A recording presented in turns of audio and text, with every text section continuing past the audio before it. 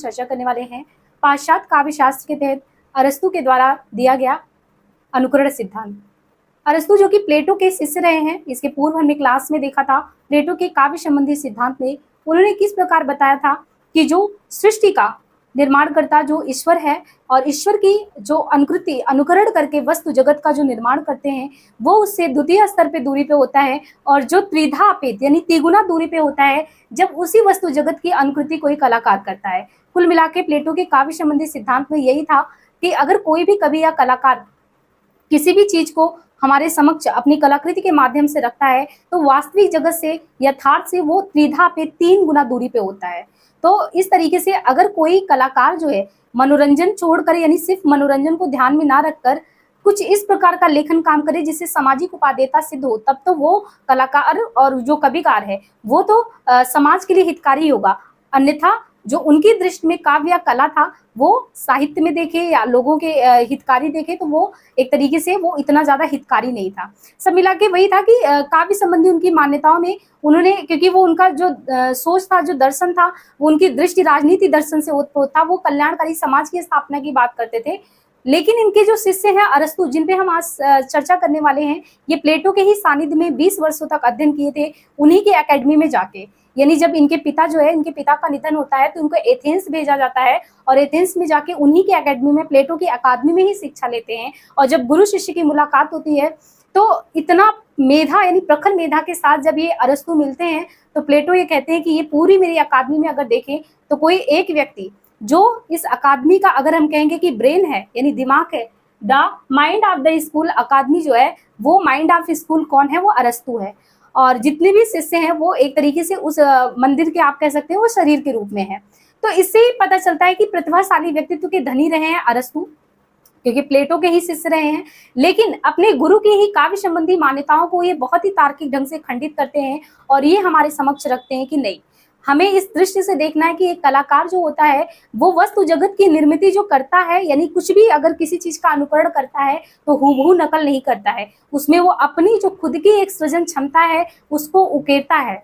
तो ये ध्यान देना है कि इन्होंने उनकी बात को तार्किक ढंग से खंडित किया है और वस्तु जगत में जो है एक कलाकार एक कलाकृति को सौंदर्य शास्त्रीय दृष्टि से देखा है और उसकी क्षमता को पहचाना है और उसको सिर्फ अनुकर्ता नहीं कहा है, कर्ता के रूप में माना है। तो सबसे पहले हम संक्षिप्त जानकारी लेते हैं इनके बारे में। देखिए ये जो इनका जन्म है वो 384 ईस्वी पूर्व जो है हुआ था, और कहाँ पे, मकदूनिया यूनान के स्ताग्रा नगर में, और 384 से 322 इनका समय रहा है। इनका यूनानी नाम क्या था, अरिस्टोटेलिस करके था। इनके पिता के बारे में आपको जानना जरूरी है कि इनके पिता जो थे वो कह सकते हैं इनके पूरे पारिवारिक पृष्ठभूमि में देखें तो ये सब चिकित्सा शास्त्र से संबंधित थे। तो ये सिकंदर के पितामह अमितास के यहाँ पे चिकित्सक और उनके मित्र थे। बाद में आप देखते हैं कि जो है यही जो है सिकंदर के गुरु के रूप में भी ये प्रसिद्ध होते हैं। अब जब देखिए इनके पिता का जो निधन हो जाता है तो पिता के निधन के बाद इनको एथेंस प्लेटो अकादमी भेज दिया जाता है, जहाँ पे ये अपने गुरु प्लेटो के ही सानिध्य में रहकर 20 वर्षों तक अध्ययन करते हैं। फिर बहुत बड़े दर्शन शास्त्री के रूप में हम लोगों के सामने आते ही हैं। अब एक इनके पीछे की पृष्ठभूमि पे बात करें तो जो इनका जन्म हुआ था, इनका जन्म तो हुआ है मकदूनिया में, और मकदूनिया जो है यूनान में ही मकदूनिया जो है जहाँ पे इनका जन्म हुआ था, वहां से शिक्षा ग्रहण करने जब एथेंस में आए थे तो एथेंस में जब आए प्लेटो के यहाँ रहे और इस तरीके से ये लगा कि प्लेटो जो है इस तरीके से इनको मानते थे कि बाद में अकादमी का कोई अध्यक्ष होगा या जो भी संचालित करेगा वो जो है प्लेटो होंगे, लेकिन जब जो अरस्तु होंगे। लेकिन जब प्लेटो का निधन हो गया तो प्लेटो के ही कोई रिलेटेड थे, उन्हीं को जो है वहाँ का अध्यक्ष बना दिया गया और इनको ये कह के वहां से निष्कासित कर दिया गया कि ये तो जो है एथेंस के नहीं है, एथेंस के बाहर से है। तो ये चीज एक स्वाभिमानी व्यक्ति के रूप में, ये अपने आप में कोई विद्वत जन हो और इस तरीके से उसको तिरस्कृत किया जाए तो वो इस चीज को जो है सह नहीं सकता। तो ऐसे में एथेंस छोड़ के नाराज होकर चले गए। अब जब ये चले गए तो इनको एक जो थे एशिया माइनर के, इनके एक मतलब कि एशिया माइनर के सम्राट थे और इनको अच्छे से जानते थे, कह सकते हैं इनको जानने वाले सहपाठी हरकुलिस करके कुछ थे। तो इन्होंने उनको अपने यहाँ पे निमंत्रित किया और वहाँ पे इनको धन संपन्न वैभव सारा चीज मतलब वहाँ पे अच्छे से मिला, अपनी दत्तक पुत्री से विवाह भी कराया। लेकिन जब एशिया माइनर पे ईरान का अटैक होता है और एशिया माइनर तहस नहस हो जाता है तो इनके मित्र भी उसी में नहीं रह जाते, फिर ये वहां से छोड़कर चल पड़ते हैं। जब छोड़कर चल पड़ते हैं तब इनको जो है अपने होम स्टेट ये मकदूनिया में आते हैं। तो मकदूनिया के राजा जो फिलिप हैं वो फिलिप अपने पुत्र सिकंदर को ये कहते हैं कि आप आइए और शिक्षक जो हमारा पुत्र है सिकंदर उसको आप पढ़ाइए और जो है अपनी मतलब कि अपनी शिक्षा जो है उसको दीजिए। तो फिर ये आप अपने ही होम स्टेट में मकदूनिया में आते हैं और सिकंदर को शिक्षा देते हैं। लेकिन बाद में आप देखिए कि जब फिलिप भी नहीं रह जाते, तो जब राजगद्दी जो है सिकंदर के हाथ में आता है, तो सिकंदर के बारे में हमने सबने सुना है कि किस तरीके से बहुत ही महत्वाकांक्षी व्यक्ति था, उसको विश्व विजेता बनना था। तो उसका जो मन था वो इन अध्ययन अध्यापन या चिंतन मनन दार्शनिक चीजों में, इन सब में लगता नहीं था। ये चीजें समय के साथ जो है एहसास हो गई अरस्तू को, और अरस्तू को भी लगा हम यहाँ पे क्या कर रहे हैं। ऐसे में समय के साथ ही वहां से छोड़कर और वापस से एथेंस आ गए, और एथेंस आकर इन्होंने एथेंस के निकट ही अपोलो नामक स्थान पे ल्यूक्यूम अकादमी खोला। जैसे इनके प्लेटो गुरु आके उन्हें भी लगा कि शिक्षा ही एक ऐसी चीज है जो क्रांतिकारी बदलाव ला सकती है, तो इन्होंने भी बिल्कुल वैसे ही अरस्तू ने भी किया। एथेंस के निकट ही लाके जो है यहाँ पे ल्यूक्यूम अकादमी आके खोलते हैं, और 62 वर्ष के जीवन काल में कुल 1-2 नहीं बल्कि 400 ग्रंथ हमारे सामने रखते हैं। अब इनकी जो महत्वपूर्ण रचनाएं हैं उसमें पेरिपोइटकेस करके है, जो कि काव्य शास्त्र संबंधी रचना है। बहुत ही इंपॉर्टेंट ये रचना है, क्योंकि जो पेरिपोइटकेस काव्य शास्त्र संबंधी इनका ग्रंथ है ये कुल 26 अध्यायों में विभक्त है, और 26 अध्यायों में विभक्त होकर इस रचना में इन्होंने त्रासदी महाकाव्य कॉमेडी इस पर विस्तार से चर्चा किया है। 1 से 5 अध्याय के बीच में त्रासदी क्या है, महाकाव्य क्या है, कॉमेडी क्या है, जिसमें इन्होंने त्रासदी को बहुत इंपॉर्टेंट माना है कि त्रासदी बहुत इंपॉर्टेंट है। तो कुल मिला के 6 से लेकर 19 या 20 तक तो सिर्फ इन्होंने त्रासदी का ही विवेचन कर दिया है। तो त्रासदी को सबसे इंपॉर्टेंट माना है, फिर महाकाव्य, फिर कॉमेडी को माना है। अब देखिए पेरिपोइटकेस जो काव्य शास्त्र संबंधी इनकी रचना है, इस रचना के बारे में ये ध्यान देना बहुत जरूरी है कि इस रचना का आन पोएटिक्स के नाम से जो है 1780 में इसी रचना को आन पोएटिक्स नाम से 1780 में टी विस्टैंटली थे, इन्होंने इसका अनुवाद किया है। बाद में यही आन पोएटिक्स जो है पोएटिक्स के नाम से प्रसिद्ध हुआ है ना, 1894 के लगभग, हाँ पोएटिक्स के नाम से फेमस हो गया था इसको। और इसको जो आन पोएटिक्स को ही पोएटिक्स के नाम से जो लिखने वाले थे उनको भी हमें ध्यान रखना है। हालांकि ये रचनाएं इंग्लिश में ही इनकी जो है इंग्लिश में ये रचनाओं को ट्रांसलेट किया गया। बुचर जो थे 1894 में इसको ट्रांसलेट किए। और यूनानी अवधारणा के नाम से इसी रचना को, यूनानी अवधारणा इसी नाम से अपने यहाँ पे हिंदी में लक्ष्मी सागर वारसेयर जो है उन्होंने इसी जो इनकी रचना पेरिपोइटकेस काव्यशास्त्र है इसका इन्होंने ट्रांसलेट किया। अरस्तु के हमें ध्यान रखने की 3 सिद्धांत है, तीनों हमारे पाठ्यक्रम में है, और ये जहाँ भी काव्य शास्त्र संबंधी जो है लगा होता है, यानी काव्य शास्त्र जो जिसके भी सिलेबस में लगा है उसमें अरस्तु के त्रासदी, विरेचन और जो है अनुकरण, तीनों ही सिद्धांत इंपॉर्टेंट होते हैं। तो ये तीनों ही हमारे पाठ्यक्रम में है, ये तीनों ही इन्होंने इंपॉर्टेंट जो है अपने जो है 3 मतलब कि इन्होंने 3 इंपॉर्टेंट सिद्धांत दिए हैं। अब इसके अलावा देखिए तेखनेस रितोरिकेश करके इनका भाषण शास्त्र से संबंधित जो है रचना है। इनके अलावा वसीयतनामा दास्ता से मुक्ति का पहला घोषणा पत्र है। अब देखिए अनुकरण के बारे में बात करें तो इन्होंने कहा, प्लेटो के ही जवाब में कहा, अपने गुरु के जवाब में ही कहा कि अनुकरण किस तरीके से हो सकता है, 3 प्रकार से हो सकता है। एक तो कोई भी चीज उसके प्रतीयमान रूप में हो सकता है, एक संभाव्य रूप में हो सकता है, एक आदर्श रूप में हो सकता है। जैसे कोई भी चीज मान लीजिए वस्तु जगत में आपको मान लीजिए एक वृक्ष दिखा, अब वृक्ष का कोई भी हूबहू नकल कर लेता है तो वो उसका प्रतीयमान रूप है, और जैसा वो हो सकता है उस वृक्ष को जैसा किया जा सकता है ऐसा कुछ कल्पना के साथ, तो वो उसका संभाव्य रूप है, संभावना उसमें दिखता है। लेकिन उसका एक्चुअल में जो होना चाहिए, जो रूप होना चाहिए, उसको कहते हैं इसका आदर्श रूप। तो इन्होंने अनुकरण को 3 रूपों में बांटा है, प्रतीयमान रूप जैसा दिखे उसी का वैसा अनुकरण, संभाव्य जैसा हो सकता है, आदर्श रूप जैसा वो चीज होना चाहिए। इस आधार पे इन्होंने जो है अपने काव्य शास्त्री संबंधी अनुकरण सिद्धांत में इन्होंने इसको 3 रूपों में डिवाइड किया है। अब यहाँ पे हमें ध्यान देना है कि जो काव्यशास्त्र संबंधी इनकी मान्यताएं हैं वो कौन कौन सी मान्यताएं हैं जो हमारे एग्जाम में पूछी जाती हैं।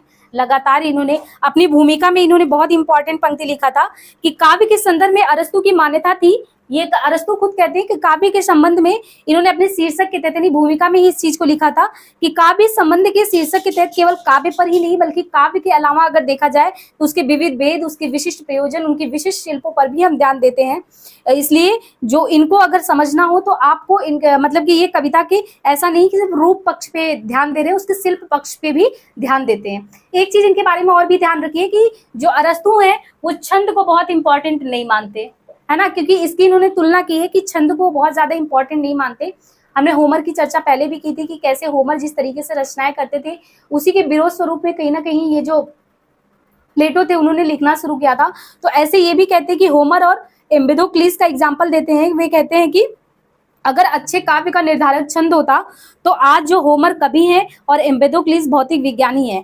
तो इसलिए रचना का मानदंड उसकी प्रयोजन, उसकी उपयोगिता है, ना कि सिर्फ छंद है। इस तरीके से इन्होंने एक एग्जाम्पल देके दोनों चीजों के बारे में यहाँ पे बताया है। अब हम अनुकरण के बारे में बात करते हैं कि जो अनुकरण है बेसिकली इसका मतलब क्या होता है।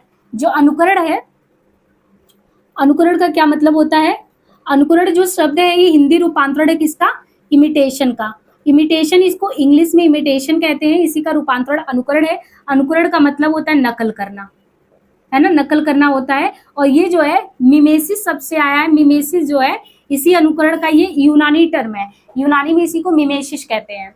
तो इसका हमें समझ में आया कि आपको अर्थ भी अच्छे से समझ में आ गया होगा। अब यहाँ पे इनकी जो काव्य संबंधी जो अनुसरण संबंधी सिद्धांत है उस पर बात करते हैं। प्लेटो, और इनको ध्यान में रख के आप थोड़ा तुलनात्मक ये देख लीजिए कि जो प्लेटो हैं उनकी दृष्टि जो थी वो दर्शन शास्त्रीय दृष्टि से चीजों को देखते थे, है ना। तो उसी तरीके से उन्होंने सिद्धांत भी दिया है। अरस्तु ने काव्य को एक स्वतंत्र विधा माना है ना। देखिए एक चीज ध्यान दीजिए कि जो अरस्तु है, अरस्तु यहाँ पे इन्होंने काव्य शास्त्र को एक स्वतंत्र विधा माना कि अपने आप में ये जो है स्वतंत्र विधा, इंडिपेंडेंट है। लेकिन वही इनके जो गुरु है प्लेटो जो है, प्लेटो इस चीज को किससे जोड़ के मानते हैं, तो प्लेटो इस चीज को जोड़ के मानते हैं राजनीति शास्त्र से या दर्शन शास्त्र से जोड़ के मानते हैं। तो ये इस तरीके से हो गया। अब प्लेटो जो है वो कहते हैं कि कोई भी कवि या कलाकार जो है किसी भी चीज का अनुकर्ता है। अनुकर्ता यानी वो किसी भी चीज का नकल करता है, जबकि ये अरस्तु कहते हैं कि नहीं, वो सिर्फ अनुकर्ता नहीं है, वो करता भी है। यानी किसी भी चीज को वो अपने आप में वो नया चीज हमारे सामने प्रस्तुत करता है। तो ऐसा नहीं कह सकते कि वो सिर्फ अनुकरण करता है। अब ये कहते हैं कि जो कविता है वो कविता जो है संसार की, कविता जो है वो संसार की, कविता संसार की अगर देखा जाए तो संसार की अनुकृति है और मनुष्य की मूल प्रकृति। यानी कविता जो है एक संसार को देख के उसका अनुकरण किया गया, तो अनुकरण करके जो है एक अनुकृति बनाया गया। लेकिन कोई भी मनुष्य अगर उसको लिखा तो मनुष्य के मनोभाव जो है उसका भी सिंचन है, उसी के रूप में आता है। तो मनुष्य की मूल प्रवृत्ति है लिखना।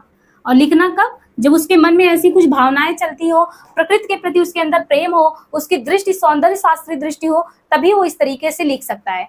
एक चीज इनके बारे में खास बात यह है कि इन्होंने कहा कि प्रकृति में हर एक चीज अपने आप में कंप्लीट नहीं है, वो अधूरा होता है। और जो ये कलाकार होते हैं वो उनके अंदर, जो कलाकार के अंदर जो सृजन क्षमता होती है उससे वो पूरा करते हैं।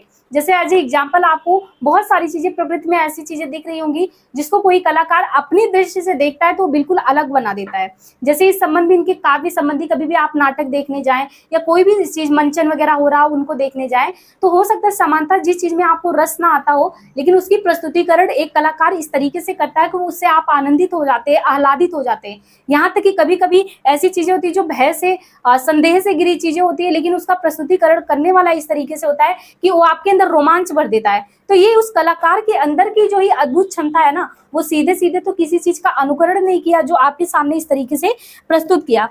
एक चीज ये भी कहते हैं कि अनुकरण केवल बाहरी आकृति का नहीं होता है।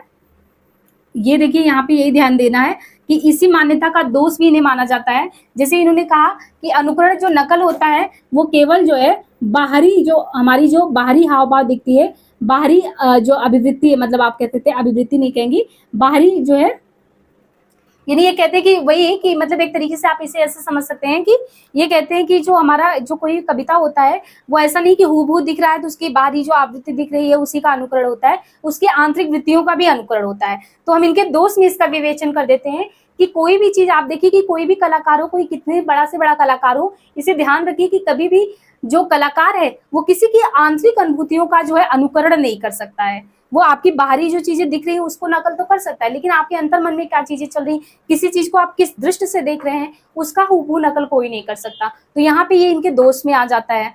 तो प्लेटो वर्सेस जो है अरस्तु, कि कैसे वो सौंदर्य शास्त्रीय दृष्टि से चीजों को देखते हैं, ये दर्शन शास्त्र राजनीति से जोड़ के देखते हैं। कैसे वो कहते हैं कि वो अनुकर्ता के रूप में है, तो ये कहते नहीं, वो सृजनकर्ता के रूप में है। ये काव्य को अपने आप में एक उत्तम यानी सर्वोत्कृष्ट कोटि के रूप में उसमें रखते हैं कि वो आनंददायी होता है। जबकि अगर देखें इनके गुरु जो है प्लेटो उस तरीके से नहीं मानते कि जो काव्य या कलाकार जो होता है वो अपने आप में सृजनशील नहीं, बल्कि वो सिर्फ अनुकर्ता होता है, वो हूबहू बस अनुकरण करता है। और यहाँ पे देखिए कलाकार जो है प्रकृति की वस्तुओं की अपनी कला के माध्यम से पुनः सृजन करता है, प्रकृति प्रदत्त कमियों को दूर करता है, अतः अनुकरण जो है वो उदात्त भावनाओं से ओतप्रोत होता है, ऐसा ये इनके द्वारा जो है कहा गया है। देखिए इनके संबंध में कुछ जो सैद्धांतिक कथन है उनके बारे में देखें। जैसे यहाँ पे डॉक्टर नगेंद्र है, वो अरस्तु के अनुकरण सिद्धांत को अभावात्मक सिद्धांत कहते हैं, क्योंकि अरस्तु ने काव्य की आत्मा के स्थान पे प्रकृति के अनुकरण पर बल दिया है।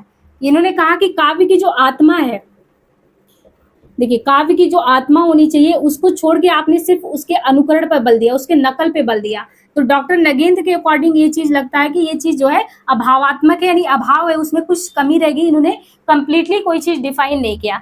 इसी तरीके से एवर क्रम्बे है, एवर क्रम्बे ये कहते हैं वस्तु का पुनः प्रस्तुतिकरण ही जो है अनुकरण है।